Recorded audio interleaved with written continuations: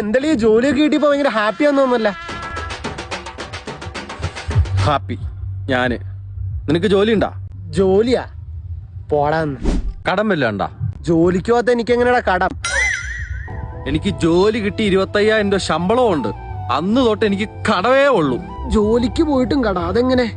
രാവിലെ 8 മണിക്ക് ഞാൻ ഓഫീസിൽ കയറണമെങ്കിൽ 6:30 വീട്ടിൽ നിന്ന് ഇറങ്ങണം. 6:30 ഞാൻ വീട്ടിൽ നിന്ന് ഇറങ്ങണമെങ്കിൽ 5:30 ഞാൻ എണീക്കണം. ഇപ്പൊ ഓഫീസ് എന്റെ വീട് പോലെയാടാ.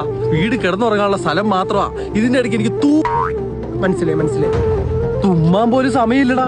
ഇതിന്റെ ഇടയ്ക്ക് 25,000 രൂപ ശമ്പളം ഉണ്ടെങ്കിൽ 5,000 ഞാൻ വാടകയ്ക്ക് മാറ്റി വെക്കണം. 2,000 രൂപ ഞാൻ ഡീസലിന് മാറ്റി വെക്കണം. ബാക്കി 10,000 രൂപ ചെലവിന് വീട്ടിലോട്ട് മാറ്റി വെച്ച് കഴിഞ്ഞാൽ ബാക്കി എത്ര രൂപയുണ്ട്? 1, 2, 3 8,000 രൂപ. അതെങ്കിലും എനിക്ക് സേവ് ചെയ്യണോടാ. ഹലോ, ഇന്ന് കറണ്ട് ബില്ല് അടച്ചില്ലെങ്കിൽ ഫീസ് വരുമെന്നാട്ടോ പറഞ്ഞേക്കുന്നേ. 2,000 രൂപ കുറഞ്ഞേ. ബാക്കി എത്രയുണ്ട്?